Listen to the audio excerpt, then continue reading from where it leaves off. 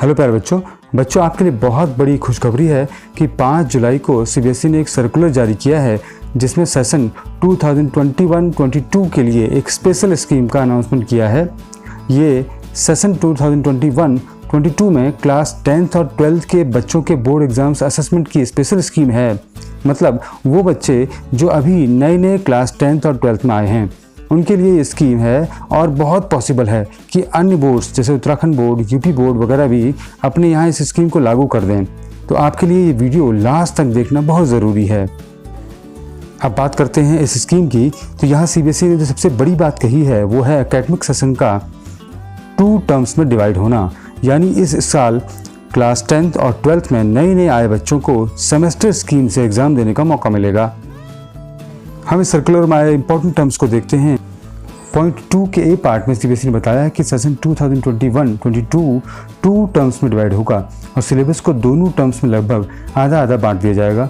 यानी 50% syllabus term first में पढ़ाया जाएगा और उसका एग्ज़ाम होगा और फिर बाकी का 50% सेकेंड टर्म में पढ़ाया जाएगा और उसका एग्ज़ाम होगा। पॉइंट 2 के बी पार्ट में बताया गया है कि सिलेबस लगभग वैसा ही रहेगा जैसा सेशन 2020-21 में यानी लास्ट ईयर रहा था। 30% रिड्यूस कर दिया गया था इसको। इसकी पूरी जानकारी जुलाई के महीने में ही दे दी जाएगी। इसके अलावा स्कूल्स अपने हिसाब से और एनसीईआरटी की सहायता से करिकुलम पूरा कर सकते हैं। पॉइंट सी में बताया गया है कि इंटरनल असेसमेंट या फिर प्रैक्टिकल या फिर प्रोजेक्ट्स वर्क को और ज़्यादा भरोसेमंद और वैलिड बनाने पर जोर देने की बात कही गई है। पॉइंट 3 में करिकुलम कैसे पूरा किया जाएगा ये बताया गया है। इसमें कहा गया है कि जब तक स्कूल नहीं खुलते तब तक डिस्टेंस मोड में ही पढ़ाई होगी। क्लास 9th और 10th के इंटरनल असेसमेंट के लिए पूरे साल में 3 periodic test, student enrichment, portfolio और प्रैक्टिकल वर्क या स्पीकिंग लिसनिंग एक्टिविटीज़ और प्रोजेक्ट्स को बेस माना जाएगा। इसका टर्म 1 एग्ज़ाम और टर्म 2 एग्ज़ाम से कोई मतलब नहीं है। इसी प्रकार से क्लास 11 और 12 के इंटरनल असेसमेंट के लिए एंड ऑफ टॉपिक या यूनिट टेस्ट या एक्सप्लोरेटरी एक्टिविटीज़, प्रैक्टिकल्स या प्रोजेक्ट्स को बेस बनाया जाएगा। इस इंटरनल असेसमेंट का भी फर्स्ट टर्म एग्ज़ाम और सेकंड टर्म एग्ज़ाम से कोई मतलब नहीं होगा। सभी स्कूल्स हर स्टूडेंट का एक डिजिटल प्रोफाइल तैयार करेंगे जिसमें उस स्टूडेंट की साल भर की असेसमेंट रिपोर्ट या फिर प्रोग्रेस मेंटेन की जाएगी। अब बात करते हैं पॉइंट 4 की। पॉइंट 4 में टर्म 1 एग्ज़ाम की जानकारी दी गई है। फर्स्ट टर्म के खत्म होने पर यानी नवंबर-दिसंबर 2021 में सीबीएसई बोर्ड एक टर्म 1 एग्ज़ाम करवाएगा जिसकी तारीख अलग से बता दी जाएगी। ये जो फर्स्ट टर्म एग्ज़ाम होगा इस एग्ज़ाम में 90 मिनट्स यानी 1.5 घंटे का एक MCQ मल्टीपल चॉइस क्वेश्चन वाला एग्ज़ाम होगा ये, जो कि केस बेस्ड और असर्शन रीजनिंग टाइप क्वेश्चंस पर बेस्ड होगा। इसमें केवल टर्म 1 वाले सिलेबस का ही असेसमेंट किया जाएगा यानी 50% का। आपको OMR शीट में अपनी चॉइसेस भरनी होंगी। टर्म 1 के एग्ज़ाम्स के मार्क्स को स्टूडेंट्स के फाइनल ओवरऑल स्कोर बनाने में जोड़ दिया जाएगा। अब बात करते हैं पॉइंट 5 की। पॉइंट 5 में सेकेंड टर्म या ईयर एंड एग्ज़ाम की डिटेल दी गई है। मार्च-अप्रैल 2022 यानी 2022 के आसपास सेकेंड टर्म एग्ज़ाम कंडक्ट कराया जाएगा। यह एग्ज़ाम 2 घंटे का होगा जिसमें सभी तरह के यानी case based, situation based, open ended, short और लॉन्ग आंसर क्वेश्चंस होंगे। यानी ये पुराने पैटर्न जैसा ही एग्ज़ाम होगा।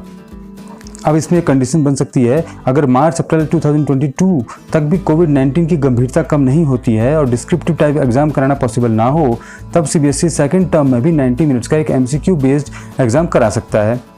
सेकेंड टर्म एग्ज़ाम के मार्क्स को भी फर्स्ट टर्म एग्ज़ाम की तरह जो मार्क्स मिले हों फर्स्ट टर्म में उसी की तरह फाइनल ओवरऑल स्कोर में जोड़ दिया जाएगा। इसके बाद देखते हैं पॉइंट 6। ये सबसे इंपॉर्टेंट पॉइंट है। इसमें अलग अलग सिचुएशन में क्या क्या स्टेप्स उठाए जा सकते हैं इस बारे में बताया गया है। पेंडेमिक के बढ़ने या खत्म होने के आधार पर 4 कंडीशन हो सकती हैं। कंडीशन 1 देखते हैं। अगर पेंडेमिक की सिचुएशन ठीक हो जाती है तो फर्स्ट टर्म और सेकंड टर्म के एग्ज़ाम स्कूल या एग्ज़ाम सेंटर में ही कंडक्ट कराए जाएंगे और थियोरी के टोटल मार्क्स को दोनों टर्म्स में बराबर बांट दिया जाएगा। अब समझते हैं कंडीशन 2।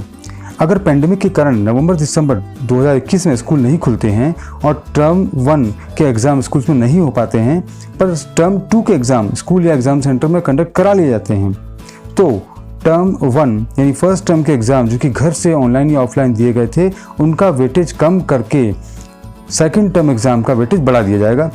हो सकता है कि फर्स्ट टर्म में घर से दिए एग्ज़ाम्स को 40% और जो सेकंड टर्म एग्ज़ाम हुआ वो एग्ज़ाम सेंटर में दिया गया उस एग्ज़ाम को 60% का वेटेज दे दिया जाए। या ये रेशियो 25:75 भी हो सकता है।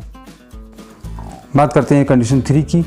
अगर फर्स्ट टर्म एग्ज़ाम नवंबर-दिसंबर 2021 में स्कूल या एग्ज़ाम सेंटर में कंडक्ट हो गए और सेकेंड टर्म एग्ज़ाम में पेंडेमिक की स्थिति गंभीर होने के कारण उन्हें एग्ज़ाम सेंटर में कंडक्ट नहीं कराया जा सका, तो क्या होगा?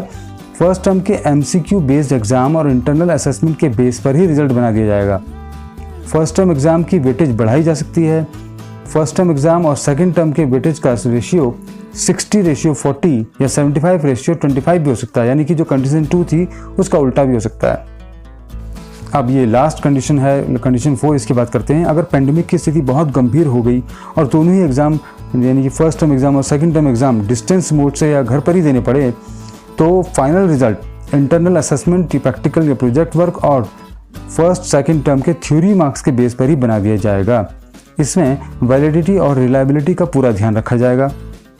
तो बच्चों, आपको समझ में आ गया होगा कि अब CBSE बोर्ड अपनी पुरानी गलतियों से सबक लेता हुआ आगे बढ़ रहा है और आगे के सालों के लिए भी एक नज़ीर होगी, एक एग्जाम्पल बन के आएगा कि अगर पेंडेमिक चालू रहता है तो हम कैसे अपने बोर्ड्स के एग्ज़ाम्स को कंडक्ट करा सकते हैं।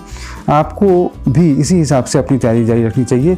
बाकी बोर्ड भी CBSE के फॉर्मूला को थोड़ी बहुत फेरबदल के साथ अपने यहाँ लागू करेंगे। चैनल को लाइक करें, ज़्यादा से ज़्यादा शेयर करें और सब्सक्राइब करें। Thank you.